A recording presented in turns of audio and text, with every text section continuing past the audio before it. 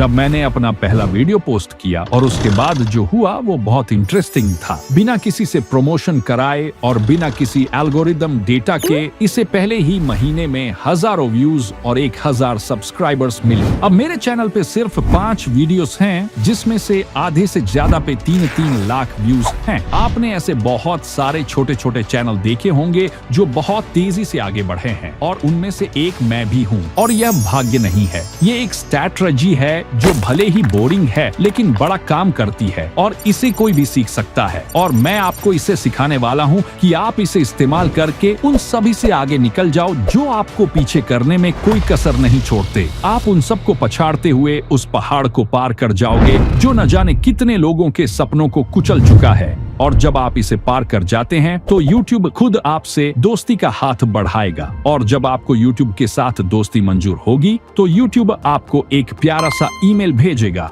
Welcome to the YouTube partner program, जिसके बाद आप बन जाएंगे यूट्यूबर बाबू। लेकिन मेरे दोस्त, जितना आसान तुम सोच रहे हो उतना आसान यह नहीं है। जो लोग तुम्हें पहले महीने में ही या कुछ ही दिनों में 1000 सब्सक्राइबर्स पार करते दिखते हैं, उनमें से एक भी ऐसे लोग नहीं होते जिन्होंने बस अभी अभी YouTube के बारे में जाना और चैनल बनाया हो और फिर महीने भर में ही चैनल मोनेटाइज कर लिया हो। जो लोग आपको तेजी से आगे बढ़ते हुए दिखते हैं, उनका चैनल भले ही नया हो लेकिन उनका तजुर्बा पुराना होता है, जिसे हम एक्सपीरियंस कहते हैं। जो लोग आपको फास्ट ग्रो करते हुए दिखते हैं, उन्हें इस सब की जानकारी होती है जो उन्होंने बहुत सारी गलतियां करके सीखी होती है। लेकिन एक मिनट रुकिए, आप कहना क्या चाहते हैं? क्या मुझे भी 1-2 साल गलतियां करके सीखना होगा? नहीं, इसमें तो काफी सारा समय निकल जाएगा। तो फिर मुझे क्या करना चाहिए जिससे मैं कम से कम समय में सीख सकूं? Good question. तुम्हारे सभी सवालों का जवाब है इस वीडियो में। इसके वजह से न जाने कितने सारे छोटे छोटे क्रिएटर्स उन 100-200 व्यूज में अटके रह जाते हैं और अंत में YouTube छोड़ देते हैं। यह एडिटिंग नहीं है, ना ही स्क्रिप्ट है और ना ही आपका टाइटल और थंबनेल है। लेकिन अगर इसे ठीक से नहीं किया जाए तो यह चैनल पर व्यूज और सब्सक्राइबर्स को फ्रीज कर देता है। और अगर इसे ठीक से किया जाए तो यह चैनल को 10 गुना तेजी से बढ़ा सकता है। इसे आइडिया फार्मिंग कहते हैं और यह YouTube पर सबसे शक्तिशाली चीज है। अब समझते हैं आइडिया फार्मिंग कैसे किया जाता है। आप डेली 1 से 2 घंटे अपने YouTube होम पेज और अपने कॉम्पिटिटर्स के चैनल पर स्क्रॉल करेंगे और जितना हो सके उतने आइडियाज लिखते चलिए। कम से कम 100 आइडियाज को लिखें और अब इन आइडियाज पर जितना हो सके उतनी रिसर्च कीजिए, क्योंकि YouTube आइडियाज का ही बिजनेस है। जो जितना इस पर पकड़ बनाता जाता है वो उतना ही ब्लो अप करता जाता है।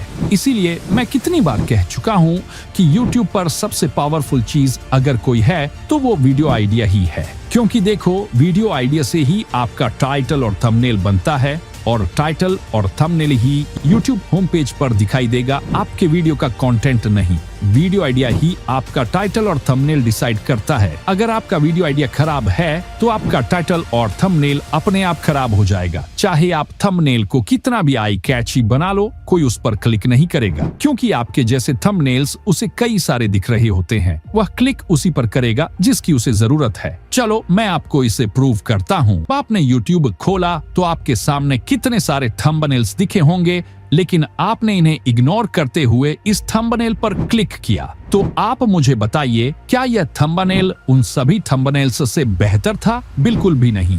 तो फिर आपने क्लिक क्यों किया? इसका आंसर है इस थंबनेल की वजह से नहीं, बल्कि इस वीडियो का आइडिया आपको पसंद आया, तभी आपने इस वीडियो पर क्लिक किया। और आप उसी वीडियो पर क्लिक करते हैं जिसका आइडिया आपको पसंद आता है, ना कि सिर्फ उस पर जिसका थंबनेल अच्छा होता है। मैं यह बिल्कुल नहीं कह रहा हूँ कि आप थंबनेल पर ध्यान ही मत दो। मेरा कहने का मतलब यह है कि आपके अट्रैक्टिव थंबनेल का इम्पैक्टफुल रिजल्ट तभी दिखेगा जब आपका आइडिया अच्छा होता है। इसलिए वीडियो आइडिया पर जमकर रिसर्च कीजिए, चाहे जितना भी टाइम लगे। वीडियो आइडिया एक ऐसी चीज है जिस पर हर सफल यूट्यूबर ध्यान देता है, क्योंकि एक अच्छा आइडिया ही व्यूज लाएगा। और एक टेक्निक है जिससे आप उस आइडिया को फाइंड कर सकते हैं जो छोटे क्रिएटर्स अपने चैनल को बढ़ाने के लिए करते हैं। और यह इतना इजी है कि आप इसे कॉपी कर सकते हैं। इसे क्रिएटिव स्पार्क टेक्निक कहते हैं। आपको YouTube पर जितने भी टाइटल और थंबनेल दिखाई देते हैं, उनमें से कई टाइटल और थंबनेल क्रिएटिव स्पार्क टेक्निक से क्रिएट किए जाते हैं और क्रिएटिव स्पार्क टेक्निक का यूज करना बहुत आसान है। अगर मैं इसे सिंपल भाषा में समझाऊं तो इसका मतलब होता है दूसरों के आइडियाज से इंस्पिरेशन लेना बिना किसी कॉपीराइट के टेंशन के। इस टेक्निक से क्रिएटर्स नए आइडियाज को अपने तरीके से बदलते हैं। आप दूसरों से सीखेंगे और उसे अपने स्टाइल में बदल देंगे।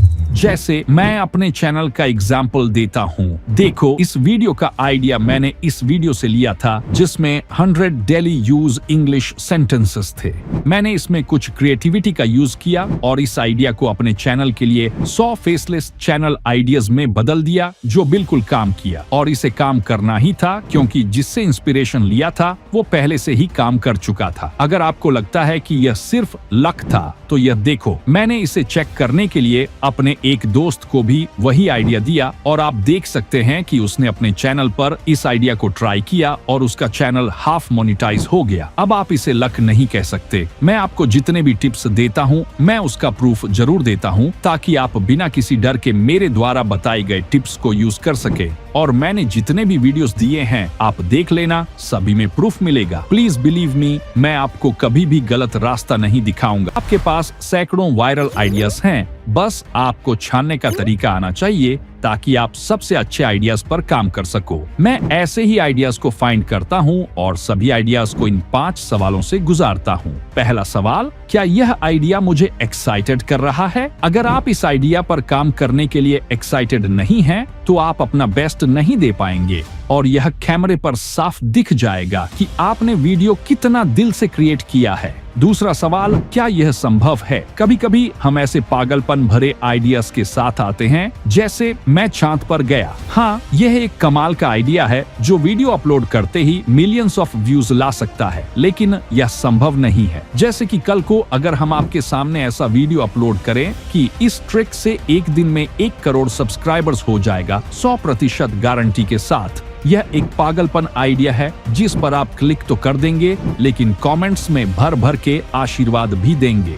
इसलिए ऐसा आइडिया सिलेक्ट मत करना जो सुनने में कमाल का लगे लेकिन पॉसिबल ही ना हो, नहीं तो आशीर्वाद मिलने पक्के हैं। तीसरा सवाल, क्या इस आइडिया से रिलेटेड कोई YouTube पर वीडियो है जिसे अच्छा खासा व्यूज मिला हो? अगर हाँ, तो यह एक अच्छा संकेत है कि आइडिया काम करेगा। चौथा सवाल, क्या इस आइडिया के लिए अच्छा टाइटल और थंबनेल बना पाएंगे? अगर हाँ, तो यह आइडिया ठीक है और आगे काम किया जा सकता है। पांचवा सवाल, इस आइडिया की डिमांड कितनी है? अगर आपने ऐसा टॉपिक सेलेक्ट किया है जिसमें ऑडियंस की डिमांड कम है, तो आपको व्यूज भी कम मिलेंगे।